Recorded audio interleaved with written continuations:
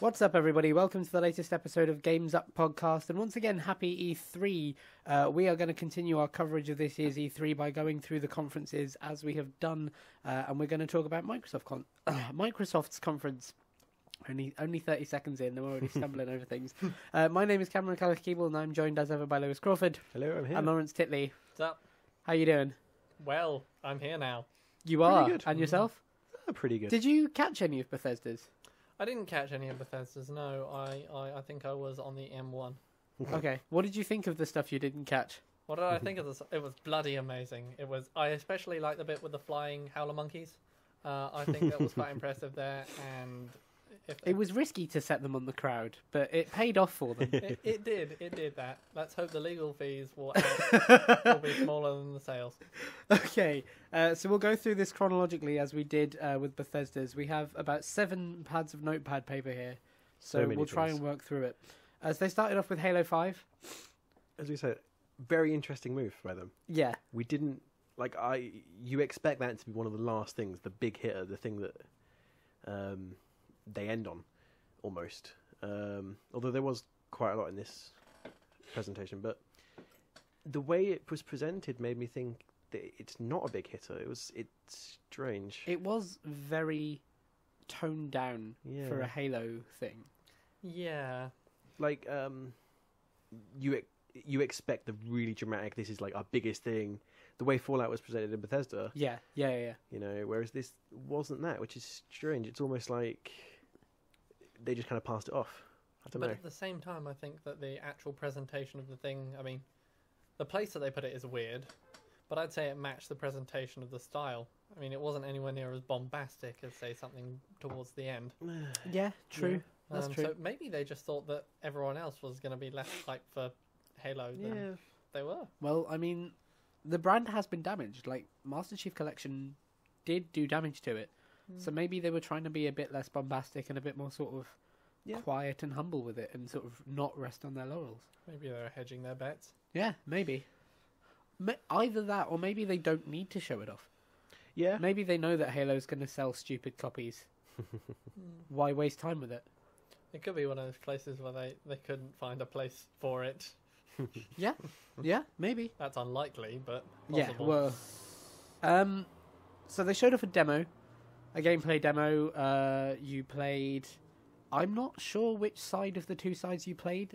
I didn't follow it closely enough to... I think you were the non-Master Chief side. Yeah. The side seems to be both Spartans, one's Master Chief, the other one isn't. Yeah, so you were General Locke's side, and you had Nathan Fillion on your old team. Ironsides.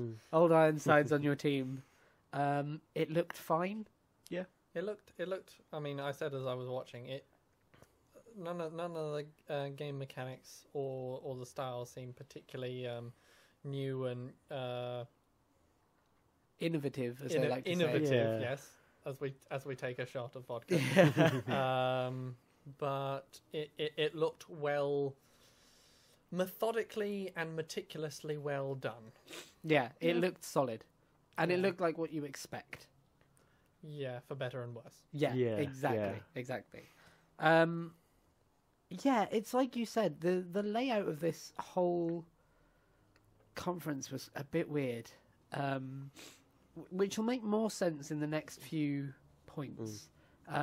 But there's some really heavy hitters in the first few minutes, and some really heavy hitters in the last few minutes, and I don't know.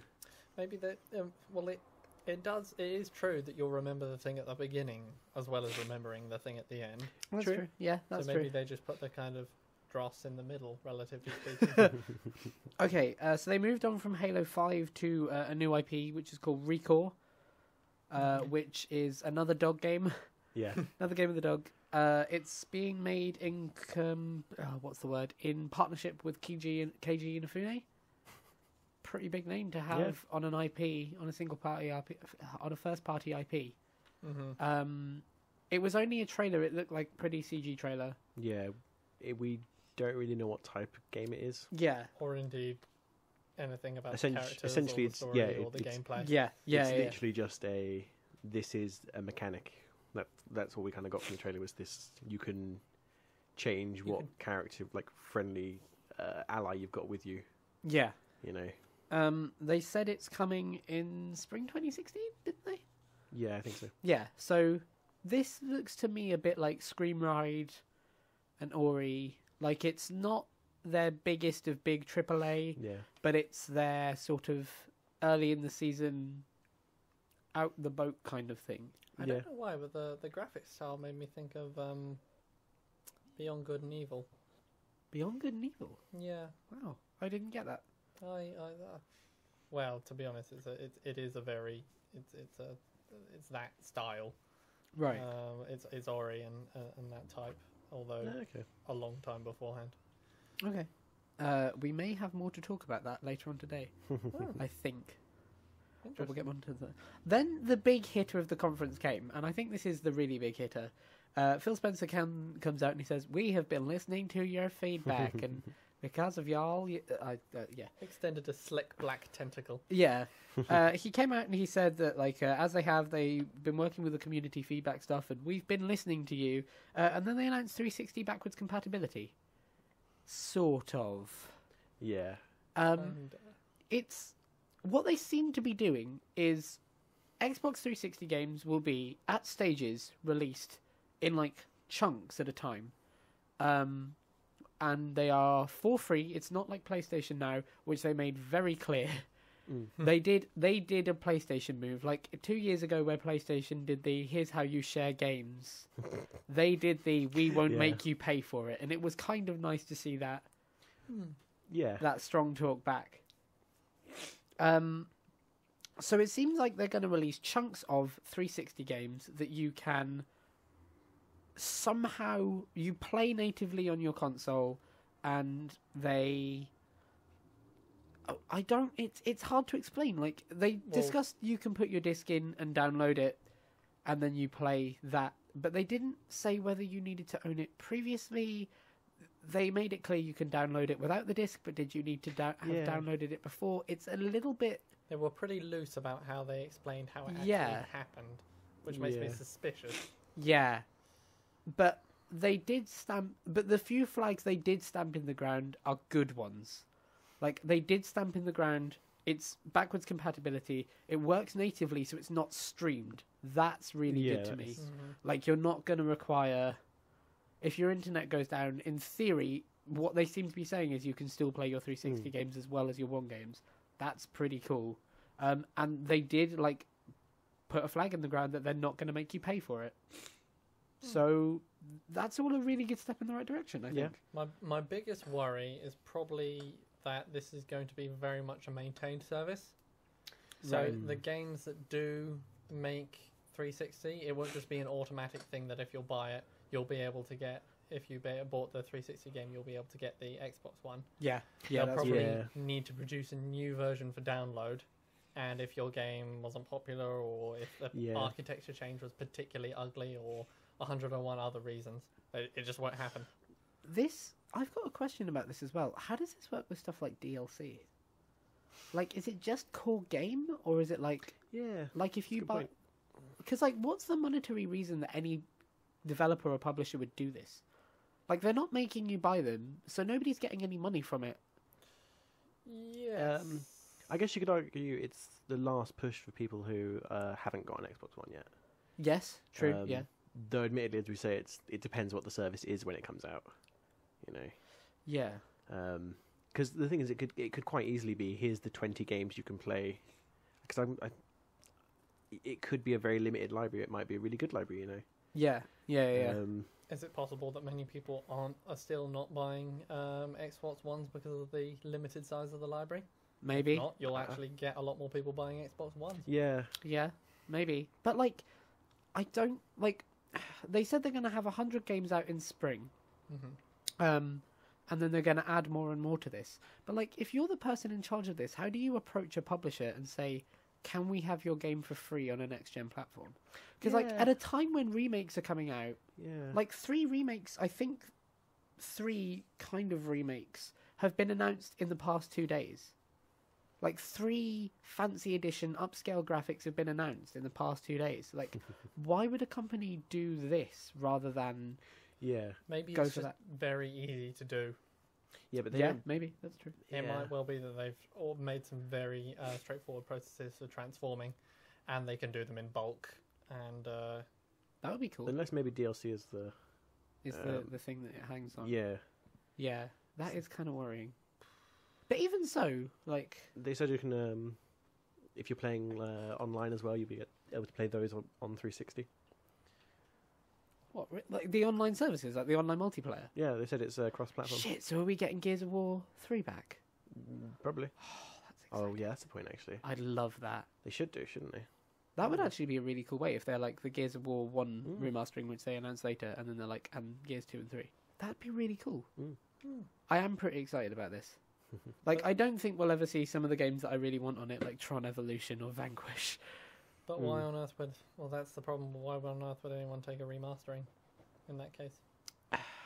Or is it? Or is that an ass about face argument? Is it rather yeah. that the remastering is to stop the gap until this was possible?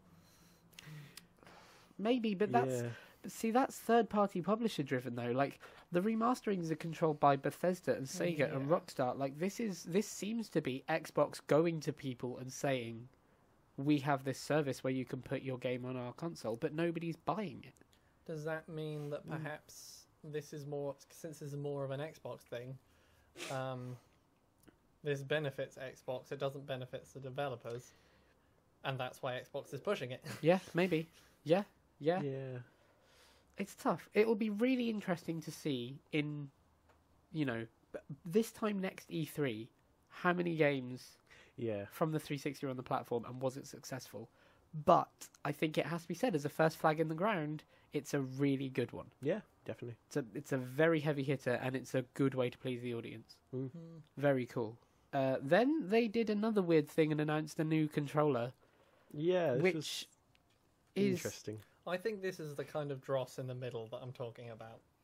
I think this is yeah, I agree. the shaky bit in the middle that you're not supposed to remember. But it's the kind of dross that's actually really interesting. Like this is so much like I'll be honest. So after we'll get into the weeds of this stuff. But after this they had Plants vs Zombies 2, Garden Warfare 2, Dark Souls 3 and and the Division, and like of that dross, the controller is really interesting dross, if you know what I mean. Yes, Like- certainly it's a particularly towering weed above the Yeah. the briar patch. So it's a remappable, extra buttons, supposedly more accurate controller. Yeah, I was wondering Do about you how know they... that it's remappable? Yes, they Yeah, it said did say. remappable. They said Right. all the buttons are remappable. But yeah, It's got extra flaps on it for controls on the back. It's got. Do you like that action? The controls on the back. For the listener, Cameron just kind of tickled a crab. Yeah. That was the kind of hand movement. Okay. Anyway, So it's got extra buttons on the back, extra remappable buttons on the front. It's all the components are switchable out, so you can switch out your thumbsticks for new thumbsticks, your button tops for new button tops, or your D-pads for old D-pads. Pretty cool. It's another confusing one, but I like what it's doing. yeah. it would be hilarious. I'm to go interested to see how much it costs. Yeah. 'Cause, They like, didn't mention controls are a cost. already ridiculous. Yeah. And all I can imagine is this is going to be like 100 quid. Well, with Elite on the name, it's that Yeah. automatically adds 50 Um, quid to the tag. And like, I love the controllers, but they are so expensive. They are very expensive. What really annoyed me about all of this was they were like, remappable controls, switchable buttons, switchable modes. Still no motherfucking plug and charge thing. Like, just give us Yeah. a 3.5mm jack. If you're taking the time to build like remappable, switchable buttons, stick a fucking USB in it. Come on. It's got to be expensive. The R&D on Yeah. that thing. It's probably going to be expensive. I want to know how this works with current controllers. Mm. Sorry. I should point out, if you do end up getting one of these, I am going to come over and remap it to London. just completely with it. Everything does one thing. Yeah. Everything makes Lara Croft go backwards, or that would be really good. Yeah, I want to know how this works with current controllers. Like, can you have one person playing on one of these and one person Yeah. on a current 360? Can you have one person playing on one of these and one of the new one controllers and one of the original one controllers, because there's now the new one controllers with the 3.5 jack. This is good stuff, because it's not what I expected. I can't see any real problem with it, and if people want it, cool. It seems to kind of be their answer to the Steam controller. Yeah. In that it's not going to do anything that the Steam controller does, but it's supposedly going for more accuracy, and it seems to be PC focused more than Xbox One. It talked a lot about being Windows 10. Yeah. What was that? Lots of mention of Windows 10. Yeah. Of all the features it has, were people particularly crying out for these features? The greater accuracy, the remappability? No. Right. But then we haven't really seen the Xbox One controller is not as well known as the 360 for PC use, and this could be their kind of push towards these are the things you were missing that you want. Right. Yeah. Yeah, I could see that. The conference as a whole, it has to be said, speaks to a little more of a PC mentality. Yeah, no, I now putting it in that kind of context, I could definitely see it being in the same market as the Steam controller and the ones that Razer and that ilk are trying to make. Yeah. I could see it in that kind of market. I think also it'll be a pro circuit. Yeah, sort of go-to device. That's the thing. You're right. Like looking at it from the PC point of view, I could definitely see that. I can see a sort of. I can't imagine wanting to buy one for an Xbox. I can't either, but I can see a sort of Halo Pro edition. Yeah. Where you buy Halo 5 and you get the stupid Pro controller that gives you, greater headshot accuracy or whatever it is. Auto aim button. Yeah. Oh yeah, the triggers are hairable and lockable and stuff. Yeah. Maybe this will be at EGX, and if that's the case, maybe we'll try it out and share our thoughts there. Yeah. It's a weird one. Then they moved on from new controllers to Fallout 4. Again. Where they showed basically the same demo from yesterday, but with 20 seconds extra footage, so it was a world premiere gameplay. Yeah, it was. reveal. It was the same. It had slightly more, a tiny bit more from what it was the other day. Yeah. I'm surprised just how much a Nevada desert, Boston, post-apocalyptic Boston looks like. Yeah. There's the nuke dropped a whole bunch of sand with it. It was a weird move because they could have easily just not had that in the conference. Yeah, I don't think they needed the demo for what they revealed. Yeah. So there's a weird thing that happened as well. They were they said, now we're going to announce something exclusive for the Xbox, and on the bottom of the screen it popped up exclusive Fallout 4 bundled with Fallout 3. Yeah. And I said to you, it's the HD remake that we were expecting. But is it? Because then they didn't talk about it, and that pulled off the screen really quickly. So is Fallout 3 one of the backwards compatibility games? Which would be cool and makes a lot of sense. They talked about that before. Or is it that Bethesda haven't announced the HD remaster and they kind of leaked it? Yeah. Maybe one hand is not talking to the other hand. Yeah. It would be weird if they were just giving you a not backwards compatible copy of the. Here, you can't use it, but enjoy. Feed it to your dog. You buy a digital pre-order and somebody from Bethesda knocks on your door 3 weeks later and they're like, there you go, here's New Vegas. Damn it. Cool things though, they announced that Fallout 4 mods from the PC will be usable on the Xbox One. Yeah. Good. Very good. Yeah, very good. They're going to have to be very careful about how they manage this. Yeah. Especially I'm thinking about certain things that you can do on viruses, bloatware, adult rated. Yeah, they're going to have to be. What they said was any mod will be shareable and playable. That's bullshit. Yeah. There's going to be a lot of policing that's done as to what gets shared across. Yeah. Besides the architecture one would have thought the architecture on the consoles are rather more inflexible than yes, very true. PC. Yeah, how is this going to affect its running and stuff? Fallout's an interesting one for mods anyway. Is Fallout known for their mods? Not like Skyrim is definitely there's thousands of mods to Skyrim, whereas Fallout doesn't have as many mods. It doesn't have the same modding community as Skyrim. So do you think this will garner a modding community? Oh, hopefully. I mean, it can't be a bad thing, really. Unless all of the mods are sort of nude character mod. Yeah. Just endless Thomas the Tank Engine death clause. Yeah. So then we moved on to EA, and they talked about the Vault, Yeah. the EA Access Vault, and they added Titanfall today.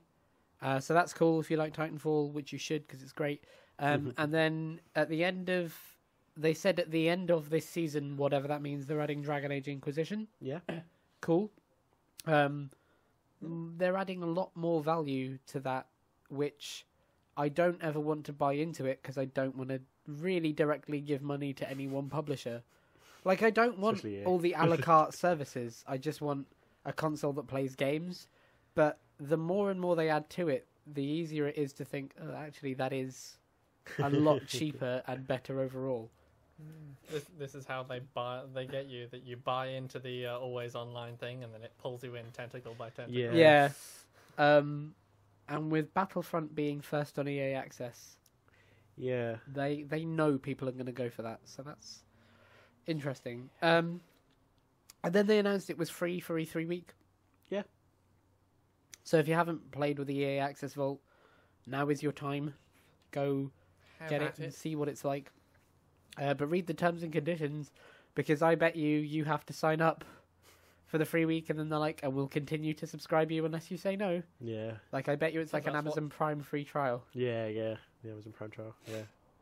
Wouldn't surprise me. And then they did the announcement that everybody was waiting for: Plants vs Zombies Garden Warfare 2. I was on the edge of my seat. You were. It was almost painful to watch. And it's not an exclusive, so it's multi-platform. And it was a trailer, it was a CG trailer for Plants vs Zombies. It's see, I really enjoyed the first game, Garden Warfare. But as far as I can tell, there's no need for a sequel. It is just like from what I could tell from the CG that we saw, it was just like, here's 3 more characters. Yeah, But it's the same game. But weren't you drawn in by the really interesting and complex characters? Yeah. Plants vs Zombies. Do Yeah. you want to learn more about their stories? the lore. Yeah, I know what you mean. It didn't. I hope there's something sizable enough to make this a sequel. Yeah. And not just like, here's an update to the original game. Yeah, That's now a new game. but we won't know because it was just a CG trailer. Yeah. So I don't know. Then we moved on to your dross, because it got leaked a week and a half ago, and so Dark Souls 3 Woo! got the most bullshitty of all the bullshit trailers. Yeah. It was the Witch King of Agnar was there. you had the Someone had a crown made of an unidentifiable metal. you had monsters made out of body parts from other monsters and people, and Dudes in armor.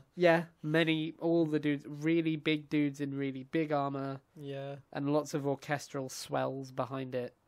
Like, it was a shitty graphics, kind of pretentious trailer. Really irritating. You can just... Here's no gameplay. And Yeah. here's no plot. Advertisement. Yeah. It was like probably pre-order it at this point. yes, you probably can. It was like what's the word? Like a tech demo where like you show the environments. Yeah. But this was a trailer for an actual game that's coming out in like months. Yeah. It wasn't. I hate the rise of this. There seems to be a rise of pre-purchase and pre-order with no like footage or knowledge of what the game is. Yes, true, very true. It's to build mystery. That was very true of this conference, where every time something came on screen that was new, it was followed by ribbons of exclusive world preview, pre-order now, please love us. Hashtag. Hashtags everywhere. Then The Division came on, and we saw a trailer for The Division. It's interesting because I mean, 2 years ago now they had like this is the game, and we knew that wasn't how it was actually going to be. Yeah. Because it was like, this is impossible.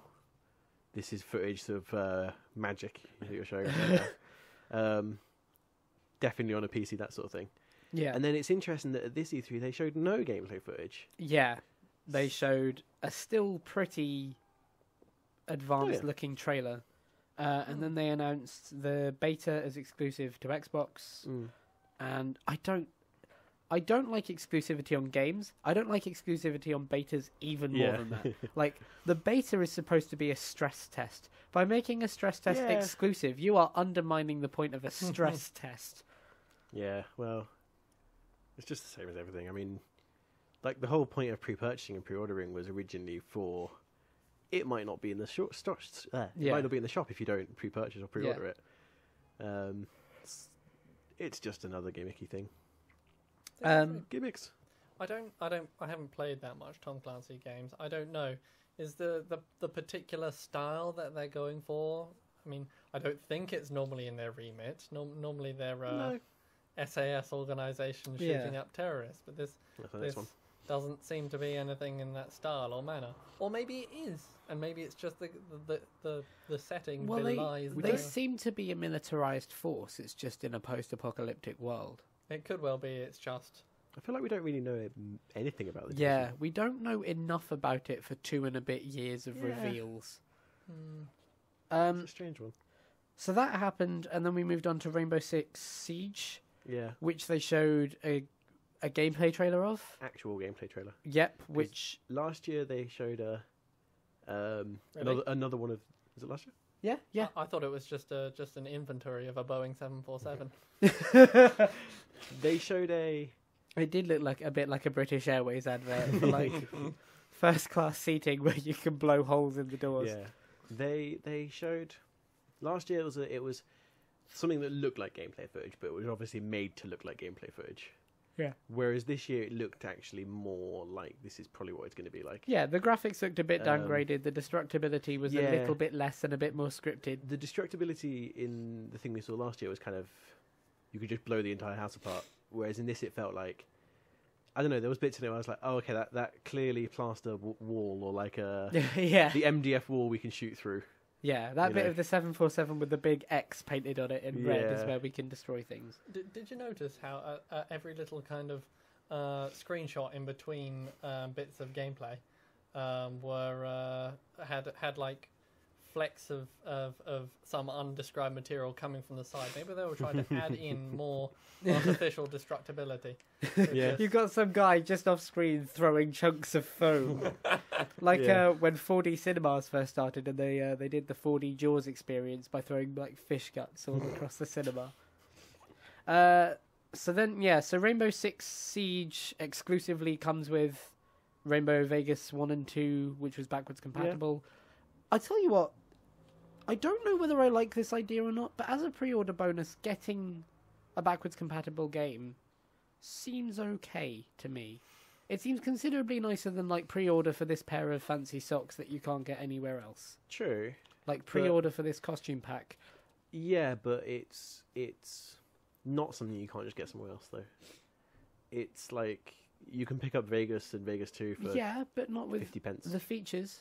Like you've got to like the Xbox One is a considerably better Xbox than Xbox 360. Like the snap features, the recording features, the twitching features, the this, that, the other features. Like, do you love the recording features? Yeah, these are pre-order bonuses, are they not? They didn't specifically state pre-order bonuses. They said it like comes in a bundle. My problem is if you're the kind of person that buys it bundled, you're probably a fan of the series. Yeah, if you're a fan of the series, you've already got them. You probably already own this. Yeah. And I think they gave Vegas away for games with gold. Yeah, I think so. Yeah, no, I think so. Yeah. The other interesting thing. Oh, that's all right. Don't worry. The other interesting thing about this is that, like, you know, whenever they announce something like, "Oh, it comes free with these," yeah, and I'm thinking, does it happen to cost £20 more than it would do normally, or is it actually free with these? Yes. You know what I mean? True. Like, I'm wondering whether it's actually going to be free or this game costs more. You know what I mean? Yeah. I don't think... See, this is the thing. We need to know how the backwards compatibility works before we can... But they did say it's free for preview members today. So hopefully we should know pretty soon whether it works or not. Okay. Then they went on to talk about ID at Xbox, and they showed off a whole bunch of ID games that are coming, and then they showed a whole bunch of ID games that are coming to Xbox One first. So we'll run through them. We got Tacoma, which is the wonderful people at the Fulbright Company, who made Gone Home. Lawrence... It's Gone Home in Space. It looks like Gone Home in Space. But this is the problem with these kind of conferences is how do you demo Gone Home? Like, how do you trailer Gone Home? Yeah, A lot of people walking down corridors. Yeah, and like that. But like, which if you is not- trailer Gone Home, it looks like kind of what it was. Yeah. yeah, but it looks like a horror game, or it looks like Yeah. a this, that, the other game. Like the real nuance and importance to these indies is that they do stuff you can't really like. We don't typically think of as video game. Yeah. The trailer is shaped, I suppose, by the genre, and something Yeah. like that is genreless, so it can't be easily Well, trailered. Exactly. Yeah. It's. I don't know whether we've seen enough to kind of make even those kind of assumptions, though. Let's assume Yeah, it's true. something like Gone Home. Because and then that's that what I would mean. at Like, it's what we saw could just as easily be Dead Space, kind of. Yeah. True. Very you know. true. They might have just completely changed tack. Yeah, that's Maybe. They what could I have done anything. So really, that doesn't tell us an awful lot about the game, which mean. I No, suppose it is a problem. didn't. But you are right. It did look like Gone Home in Space. The Yeah, trailer, no. at least. Yeah. Then we saw Ashen, which was weird. Faceless people. Yeah. It seems that It when was you a die, CD you gain trailer. a face. Yeah. Maybe that's Um, some kind of complex metaphor for life. I don't KG gain a facey. it's another one of these CD trailers where we have no idea what the game is. Yeah. We think it's top down from what we saw, You I think it's you top say down. top down, and I think that's a good assumption to make. because I think the art style kind of like it feels like a top down from what they showed us, like faceless characters. It reminded me of those Clash of Clans adverts. The Yeah, it's that it kind did. of thing, you know. Yeah, the trailer looked a lot like those. It felt like they could turn around and be like, Ashen's an iOS game. Well, they had the Gone Home thing where other people, where it's quasi cooperative play. People, or at least that seems to be the shape of it. I don't know how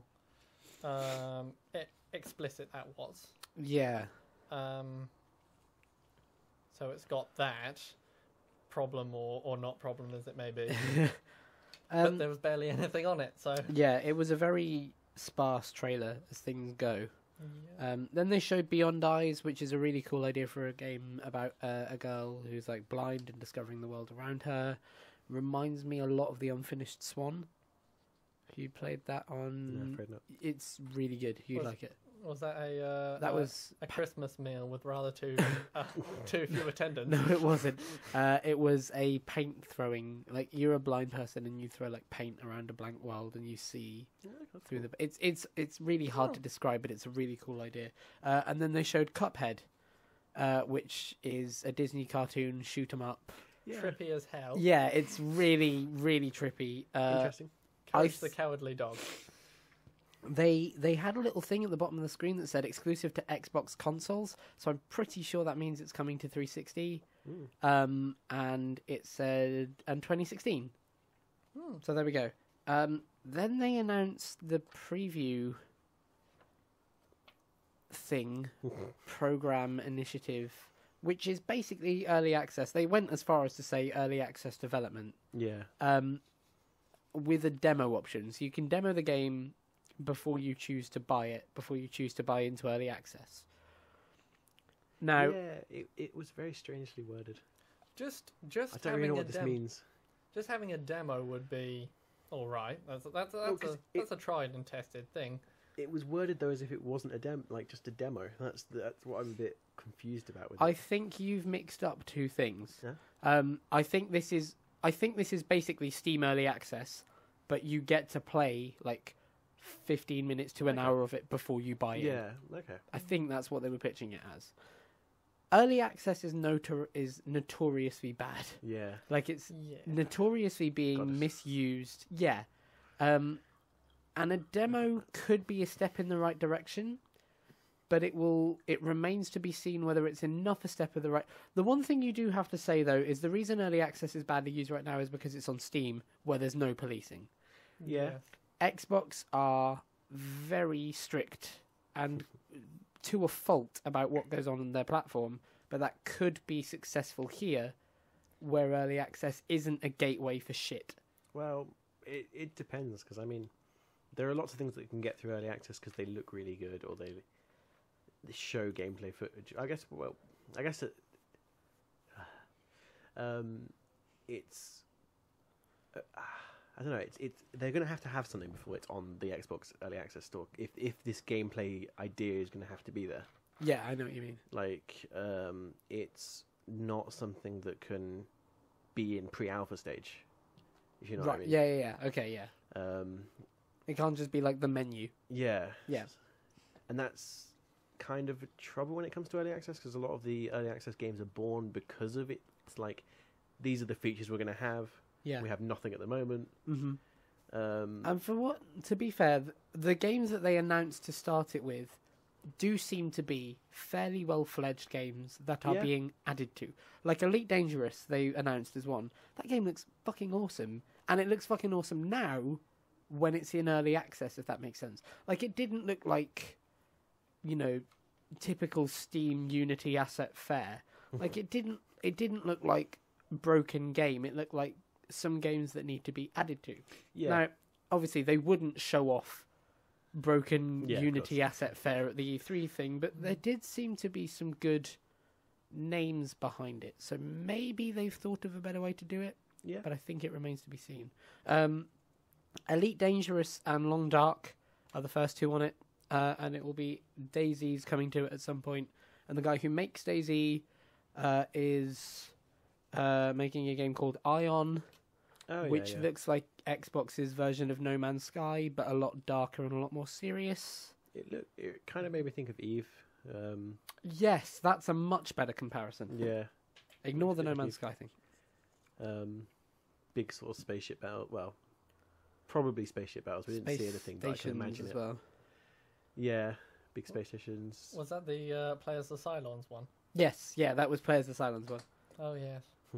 That was the one that ended with like a Matrix style zoom out and the baby's being born in like a plastic bag thing. Yeah. Expecting the Thus Spake Zarathustra to go on the background. Then we moved on to everyone's favourite Xbox game of the last year, Tomb Raider. They showed a fairly generic set PC demo. Yeah. Where Lewis and I had this ongoing spiel. That there are no like bad guys in the whole thing. It's just you're struggling through the environment to find your friend, which is kind of doesn't go anywhere. So I'm not quite sure. It was believable at first, but and then they showed the trailer. Then they showed like stuff does happen. And although it was interesting because it seemed to be not in the same location almost. Yeah, it doesn't seem like. Imagine, so to describe the demo, imagine what Tomb Raider, the reboot 1 is, where Lara Croft runs over something, no matter what it is, generic bridge, generic broke bridge, generic broken ruin of thing, generic bush. It all crumbles beneath her and she goes, for 5 minutes, falls down stuff. And that's any of them. There are some cutscenes, there are some things that could be cutscenes if you weren't just running in a straight line. There's quick time events. Yeah, it was all very Tomb Raider-esque, and I don't know that that's what I wanted out of a next-gen version of this game. The thing is, though, like, they went in that direction because Uncharted sold so well. Yeah, true. I mean, this is arguably Xbox's Uncharted now. Yes, absolutely. Now, because Uncharted kind of stole the show, and that is how Uncharted is. Uncharted is very similar to Tomb Raider 1. Yeah. At least in terms of the way you move your character and the quick time events and the scripted things that happen. Yeah. And I don't know, like, I like it in a way because it kind of makes everything feel really actiony. But I do worry when it's everything. It must be a quick time event or something. Yeah, I agree. And I don't think. I think the trailer did a better job of showing what this game is going to be like than the demo did, because the demo was very much, here's the gameplay you expect working. And then Yeah. the trailer was like, here's a whole bunch of interesting locations, here's some actual tombs. Yeah. Like, it wasn't tombs like it was in the first game where like they're like a side quest. Like, there was actual gold and ruins and tombs and like the kind of things you want from a Tomb Raider game. But yeah, it wasn't set in one location. It wasn't open worldy like the first one pretended to be. And so maybe it's Such like, disappointment. maybe it's episodic. Ooh, I don't know about that. Maybe it's like episodic open worlds. Yeah, that could work actually. I don't know. Like it's Sectional open worlds, small series of connected open worlds. Yeah. they showed a little bit of like maybe you can do some hunting. Yes. Yeah. I would like to see that actually used because I think Tomb Raider, as much as I do love that game, is a really good game. It disappointed me in the way that it kind of starts, and it's like you can do hunting and all this kind of stuff, and it's like, but it's all pointless, and you don't need to, and there's no real reason to. Yeah. Why did you hunt in that game? Yeah, no, because in the start it's To kind of like complete a set point, wasn't it? in the Oh start, yes, it was. It was a skill point thing. yeah. In the start of the game though, it's kind of like that blew my mind because I was like, I'm not expecting this from a Tomb Raider game. It's like open world. I can sort of hunt and live, and Yeah. I'm expecting sort of like a hunger bar or anything like that, or some sort of reason for it. And then it was just like, oh, but now we've got shooty gun people. Yes. Yeah. What we wanted was kind of Tomb Raider Far Cry. Yeah, no, you're right. That is a good way of putting it. Yeah. And that's how it felt at first, and then it changed it, and hopefully maybe they're going more in that direction. Yeah. Then we moved on to the Rare Collection, which is 30 years of Rare's best games. So Banjo-Kazooie, Battletoads, Perfect Dark, the things you think of as Rare, all on one disc to celebrate their 30 years. Not entirely sure how they work. Are they remakes? Are they just ports on a disc? Are they... not sure. Yeah, because it's interesting. It's obvious that all of these little Xbox 360 and past games that are coming up, we don't really know how they're going to work yet. Because Yeah. I mean, we're assuming this is still the same service as the Vegas games. No. This was like a disc. No, I mean, yeah, but I mean, like, oh no, okay. No, this was like a collection disc. This was like an Yeah, but I Xbox mean, One. Do we still expect it to be something that is only supported because of? Oh, some right. sort Oh, of okay. download So or- the infrastructure that they're using for the 360 stuff. Okay, I see what you mean. Which means that it will be abandoned come. Come next E3. Indeed. Yeah, it's an interesting move by them anyway. It's a good way to start Rare off being Rare again, hopefully. Yeah, it's So hopefully, if they get it wrong, they'll end up very rare. Yeah. Boom. forever, Tish. yeah. Then they moved on to a new Rare game, which was Sea of... I have not written this down very well. Sea of Things. Sea of I didn't see it. What? No, it's a pirate Sea of MMO. Troubles. Something Sea of- like that. Sea It's of... It's I don't know, strange. you try reading that, the bottom one. It's a Sea of the pirate MMO. Sargasso. If I can't read, if you can't read your writing, then how am I You're gonna be better able to with read? my writing, you try. See this? Sea of, and then it's like... Thieves. Thieves! Thieves! There we go, was it. nicely done. It's gotta be what it is. Yeah. Sea of Thieves. Weird because it's not. If you look at Banjo-Kazooie, you look at all of these games and you go, "Oh, that's a Rare game." Didn't feel like it was a Rare game. Yeah. Which is interesting. It did have a very bouncy colour scheme. It did. No, Yeah. the color scheme was Rare, but then it's kind of like Very avast. I don't know. My new adjective. I just don't know. Not that excited for it. Okay. I look forward to seeing more of it. Yeah, I can agree with that. It could be Rare. It could be Rare back to fine form. It could be a stepping stone to that. It might I not think it be. would be something new. That's the thing I think, and it's going to be. We'll see. We'll see. But it looked cool. That's sayable at least. Free to play? Do you think? It looked like No. it could be. I don't think so. There didn't seem to be any currency or anything in it. Well, they didn't really show us anything. No, yeah, but I don't think so. It's a possibility though. We'll see. So then they moved on to Fable Legends, which looks totally different. Yeah. It doesn't look like the 4 versus 1 kind of game that we were introduced to. Like, they didn't really talk about the tablet integration. They talked about Windows 10 integration, but like, maybe that I'm kind of willing to put a development hell sticker on that game now because they've shown it every time, and every time it changes a little bit. And here it was a major change. Yeah, it's... It kind of looks like... I'll just cut you off there. It's fine. Carry on, Lewis. No, it's fine. Go on. It kind of looks like that Skyrim. What do you call it? Not Tamriel Online. Oh, Elder Scrolls Online. Where Elder Scrolls Online compared to Skyrim or Oblivion. And Yeah. For the Fables. Yes, I agree. Yeah, it's another one of these games that we've been getting a lot recently, which just, it looks like it's now a MOBA or it's TF2. Yes, it did look like a lot more MOBA-y than before. Yeah. There seems to be a big rise in those, and it's not something I'm liking. Does it scare you? It does, yes. Not every game has to be a MOBA. Not every game has to not be a MOBA. Fine, Yeah, there are. MOBA fanboy. There aren't that many MOBAs. Gears of War is now a MOBA. I mean, where they are, they're everywhere, but... Gears of MOBA. Whenever this game finally comes out, it will be interesting to see what it is. Until then, it's difficult to talk about. Then they moved on to Minecraft.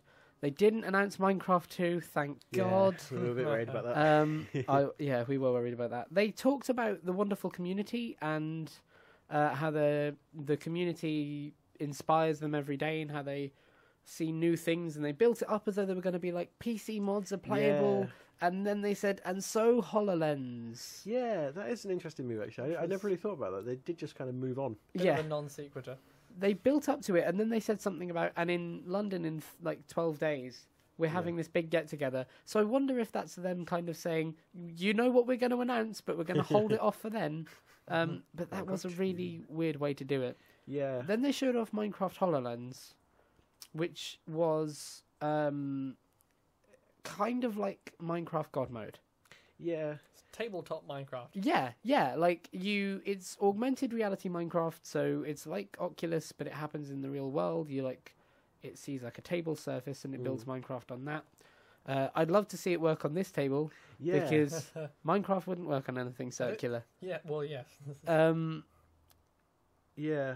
I don't know where I stand on the whole thing anyway. It used voice commands and like pinch gestures and stuff to move the world around, which somebody else was playing on, but we only ever saw them playing on the surface whilst they weren't using HoloLens.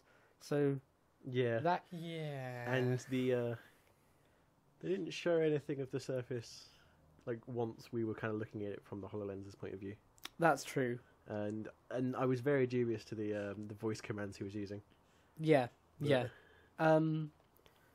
But it has to be said, it's a really cool piece of technology. I don't know. It's another I don't know. I say I don't know too much. No, I know what you mean. It's a really cool piece of technology if it ever comes out in that form. That's the question. Yeah, and well, not even just that. It's like, I just can't see myself ever getting one. Is the trouble? Yeah, and it felt like, at least in the terms of Minecraft, for one thing, it's very different to what we originally were shown with HoloLens. Yeah. But anyway, with Minecraft, the thing that they showed us was kind of, I can't imagine playing with it for that long.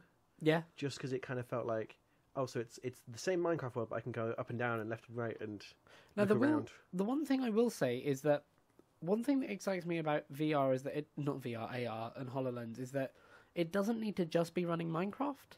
Like, I can imagine that, like, if I programmed it to know that table over there that's got a specific colour and say, show me what's going on the server over there. So when I'm watching the TV, if I get bored or look to the side, I can be like, oh, look, Lawrence is killing Endermen. Or this, that, and the other. Like, I could see this being like a sort of second screen thing where you watch from elsewhere. Yeah. The problem is the way it's presented at the moment is magic. Yeah. If you know what I mean. Like, and this is one of the things I was saying, I kind of muttered during the presentation, was that do we need that table? Yeah. Because I can't imagine it ever being that. Like, I look at this table and go, Minecraft, go, and it just kind of does it. Yeah.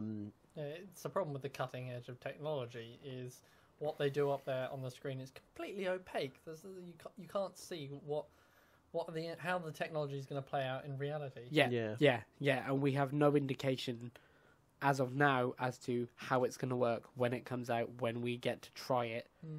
Do I need a spare table? Here's a question. Do I need a table that definitely never has anything on it? Yeah, probably. You certainly need some kind of surface. I'll be honest, if you could take that device and do it for games that... Because the way it was shown was from a kind of top-down landscape view. And for games completely unlike Minecraft, that could actually be very immersive, very enjoyable. Like MOBAs, like RTS Oh god, games. MOBAs would be great with that. They would. I mean, League of Legends on that would be... Yeah, no, I mean, the RTS element of it could be amazing. Yeah, you said you'd like to try Rome Total War on it, and that's an instant click. Risk would be a cool game. You can do board games. Yeah. The Civ games would be great. XCOM would work pretty well. Yeah, no, definitely, actually, yeah. Yeah. Now, those are the kind of things I'm excited to see. Not kind of you've got a camera into this world. No, but I do like that they're considering that stuff. Oh yeah. Like, one of the things that's going to be really interesting when we see Morpheus or Realize or whatever it's called is that could be really dangerous because it's either going to have to be something exclusive for it or something built from the ground up. Whereas I like the idea that Microsoft are like, here's a new take on Minecraft that doesn't get in the way. Yeah, like it's something exclusive to HoloLens, but it's not ever going to stop me playing Minecraft, and I think that's a good approach to take. Yeah. And then we got the Gears section to close us out. So we got Gears of War 1 is being remastered, 1080p, 60 frames, all the multiplayer. It's coming in August, so that gives us an August, September, October, November, December lineup for Xbox, which is pretty good. That's a pretty strong lineup to have. The beta is happening now, so I'm going to download that in a minute once we finish this. And then they showed us a bit of Gears 4, which looks really dark. Yeah. I don't know. It's another one I'm not very positive with. Really? Yeah. It just didn't really seem to... Maybe it's just because they didn't show us enough. What do you think? Well, I think Lewis and I kind of agree on that sort of... Gears of War as a universe doesn't need another story. Yeah.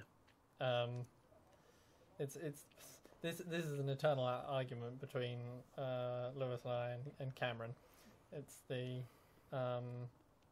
should you take a story with a good pedigree and develop it, or if there is no further story to be told? Because Gears of War 3 ended solidly, very true, pretty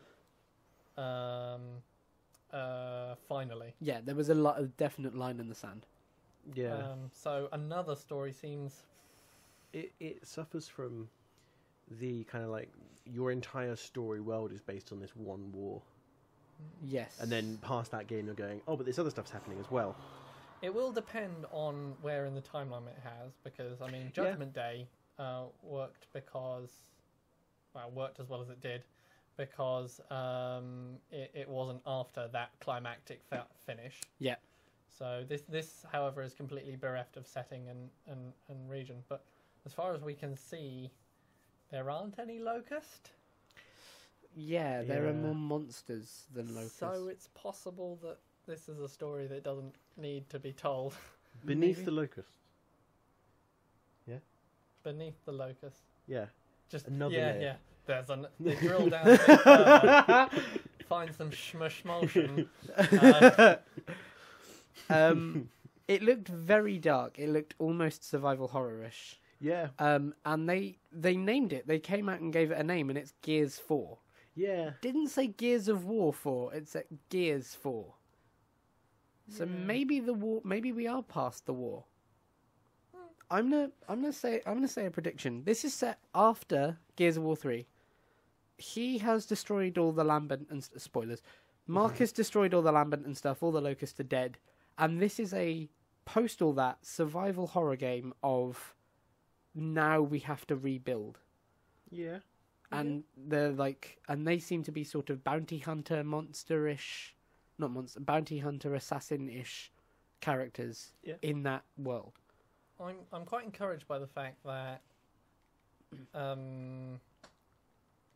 mean, this has been another long ongoing argument with Cam and I. I'm quite encouraged by the fact that there was less emphasis on the cover-based shooting, and that it had a bit more of a free-flowing style, which, whether you like it or not, is a difference from the original. Yes. You're right, I didn't pick up on that. So certainly it would, if you're going for a not so much a war as a survival horror, that definitely helps. Yes, very true, very true. It must be said that they did show the cover-based shooting, and it looked the same. So they did, yeah. Oh, okay, I didn't see this. There was an element of it, but it was only also tiny. Very strong. I mean, I suppose the fact that there was less shooting, going on would probably be something to do with it. Yeah. There wasn't a lot of combat. It was a sort of It was an establishment rather than show off. But I think it's fairly safe to say that game's next year. Yeah. It seemed fairly well developed. They certainly had the characters and the designs in place. The stage looked good. Graphically, it looked fine, but very dark. It looked like a Gears game. And I guess if they're going to make this, which I'm okay with them, you're not, at least it looks like a Gears game. Yeah. Which is something. Yeah. Cool. So that was all the 6-7 notepad pages of the conference. What did we think overall? Very powerful. I think lots of strong hitters. I don't know how the other conferences are going to go. If Microsoft might win in E3. inverted commas. Yeah, I don't know. Very good. But it's one of these things, like, it's still mixed. It was very good, but still mixed. Okay. You know. So, on the better side of mixed for you. Yeah. Okay. There you go. That works. Fair enough. Yourself? I think this is just a problem with every E3. I didn't like the amount of obfuscation going on, the amount of the absence of actual real information that was going on. It was a lot of wow and not a lot of here's the nuts and bolts. Yeah, that's fair enough. Of what we're selling. Okay, that's fair enough. But as a spectacle? Oh, as a spectacle, it was a very fine spectacle. It was practically a firework display. Yeah, fair enough. I agree with you. I think it would be better had they done the order a little bit differently. Yeah. But I think the heavy hitters that they did have were very heavy. It was exactly what I wanted to see out of an Xbox conference. Yeah. I'm glad that they're treating Gamescom with the same respect as E3, though I do think a little bit more from, like, I think a little bit more of Crackdown, for example, would have been good to see, or a little bit more of... Yeah, they did say that that would be... Yeah, they said, so Gamescom, they're going to show off Scalebound, Quantum Break, Crackdown, and something else. So they're, like, keeping stuff back, which is really, really cool, and it's good to see that there's more to come. But this is, like, the Super Bowl to the slightly less Super Bowl. Yeah. So maybe one more thing would have been really cool. Overall, though, I think the really heavy hitters they have were great. And this has definitely raised the bar this year. Yeah. This E3. And let's hope the rest match it. Yeah. Cool. Any final thoughts? No? Used up all my thinking powers. They're all gone. All right, well, you get back to your vodka and we will close out the show. Thank you very much for joining us. And remember, we have a whole bunch more E3 coverage from this year as the conferences happen and as we give our thoughts to them. So this was our reactions to Microsoft's conference, which is so much easier to say than Bethesda's E3 conference. Thanks for joining us. And until the next one, the game's up.